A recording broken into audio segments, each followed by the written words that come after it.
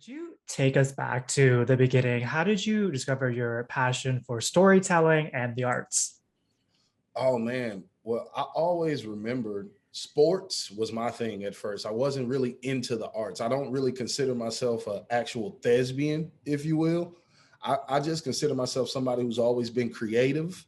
Mhm. And I just found another way to release the creativity through film and entertaining the arts. You know, I was the kid. I did a school play. I remember I was in sixth grade. I did Fiddler on the Roof, and I played the constable. Right? Because I remember I had this. I had a teacher. I had an English teacher. His name was Mr. Papa George. I'll never forget. And he was like, Chris, you've got some kind of energy about you, man. I don't know what it is. He says, but when you talk, people listen. When you walk in a room, people want to know who's that guy. And take it from me. He says, I used to be an actor. He was in the original Exorcist, which is crazy, but he stopped acting and he became a teacher. He says, I used to be an actor. I wasn't a star. He said, but Chris, you are. Go try out for the school play. I know all your friends won't think it's cool. Go try out for the play. Go audition. And I did. And I got the constable and Fiddler on the Roof. And that kind of opened my mind to, okay, there's other ways to be creative. I don't have to like just like rap or because I did music as well. I don't have to rap. I don't have to only play sports. It opened my mind, especially with living and being from an inner city in Chicago. You know, they mostly say you got to rap or play basketball, have a jump shot, be able to run the football or something. And I never thought that no, you could be on TV, you could write Mm. TV. I didn't that was never a thought. And I think that opened it up for me. And that actually might be the answer to this next question. But when you look at your career as a whole, who or Mhm. what's had the biggest influence, either personally or professionally? Um, I would say personally, who's had the biggest influence is a friend of mine, Leroyce Hawkins. He's an actor as well. He plays Kevin Atwater on Chicago PD. He's like one of my best friends, my brother.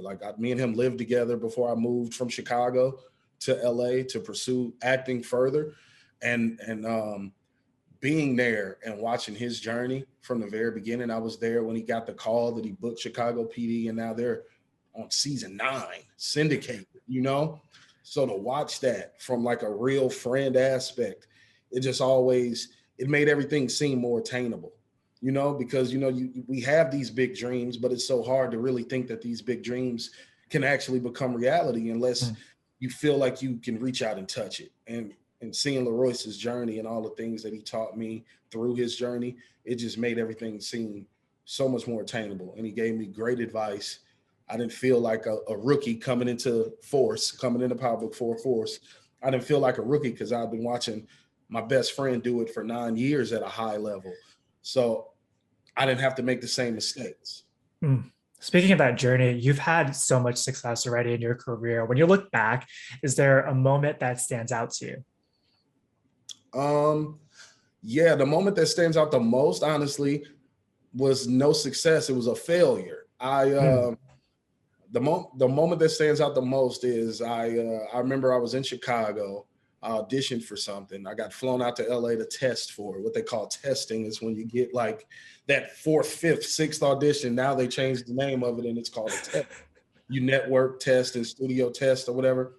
So they flew me out to LA to test for a movie, and I thought I had it in the bag, man. Like, and this was like my first like real taste of that because they flew me from Chicago. I had never really been to LA since the Hardball premiere when I was a kid. So I flew out here. I met like the showrunner, the writer, all of this, did everything, auditioned with the person. I thought I had it in the bag, man. And I ended up not getting it. And I remember being in the hotel room and I felt like I didn't get it. And I feel like I had that actor Mm. moment where I was just like, that scream that you let out and you just start crying. And that moment happened. And then I remember I had to go. It was my friend's birthday back in Chicago. I flew back to Chicago and I had to go to the bowling alley for his birthday and pretend like nothing happened. And to me, that's the moment that stuck out the most because I don't want to make his birthday about me and Mm. me getting that job and all of that. I remember that was the moment for me. It was like they could fly you all the way to LA, introduce you to everybody, take you to dinner, tell you they love you. And that doesn't mean you're going to get the part.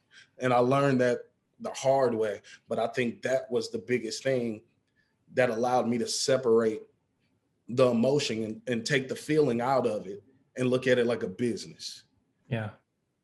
Love that. Great answer. And you're currently one of the stars of Power Book Force, and the Power universe has been so incredibly well received. What do you think is resonating most with audiences? And did you feel any pressure heading into such a beloved franchise?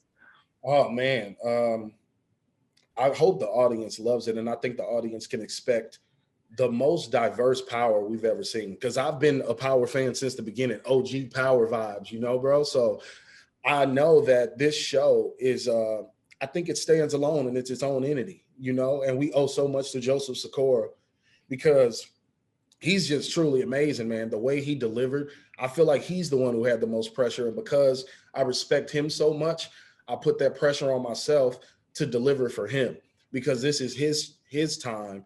He's number one. It's all about Tommy. It's all about Joseph. And I just feel honored to be a part of that. So I did feel that pressure because I was a fan as well to not, hey, Kris, you can't ruin your favorite show. So you got to go on here. You got to bring it, bro. You got to figure it out. You got to tap in because this is my favorite world, my favorite Mm. universe. So I did feel that pressure. And I think it was a good pressure, though. It was a good pressure, not nothing that can take me out of my game or anything like that, but a pressure that made me want to elevate it.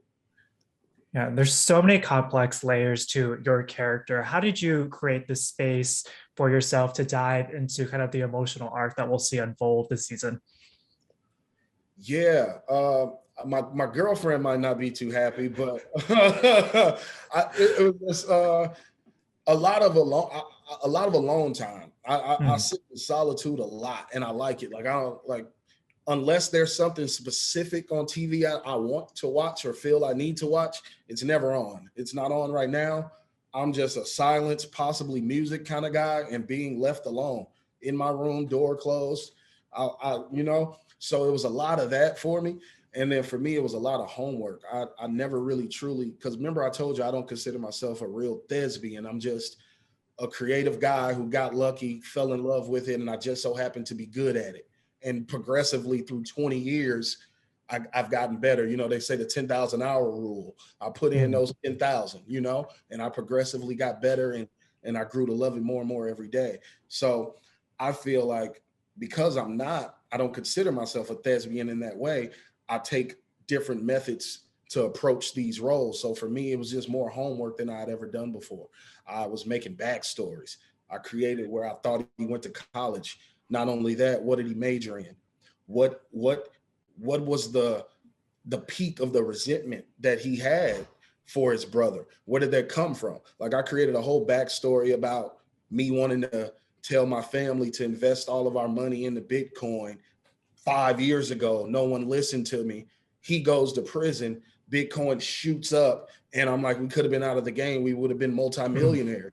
So to me, I added that layer to myself to have even more of a resentment toward Isaac Keys, Diamond, my brother. Yeah. And like, it plays well, man. And I just think that those things for me, I convinced myself of them so they were real to me.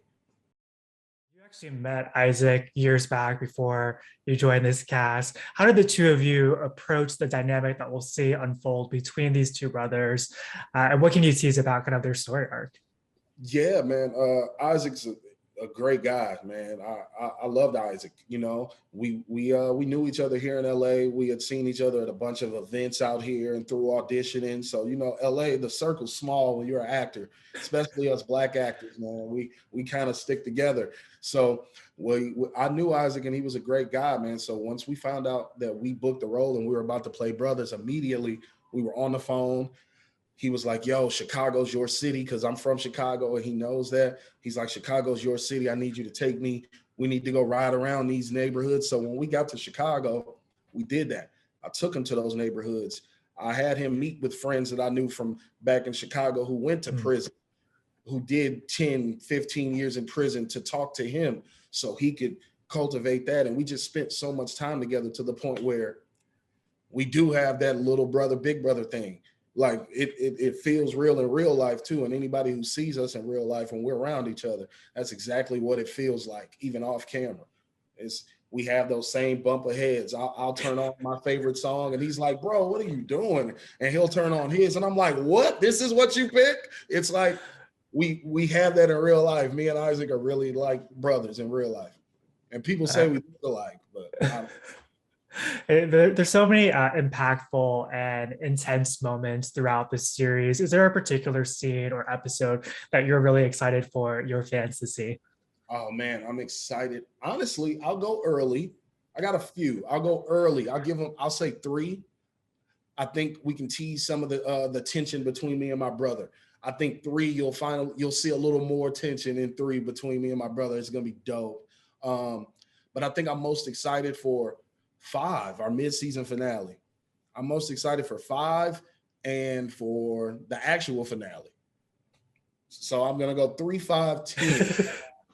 I'm most excited for. 3 is gonna start it. It's gonna be like, is there tension with them? Oh, what's going on? Oh, okay.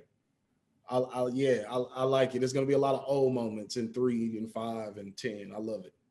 And there's so many timely and relevant themes that this series tackles. And you being from Chicago, is there a particular theme that hit home for you this season?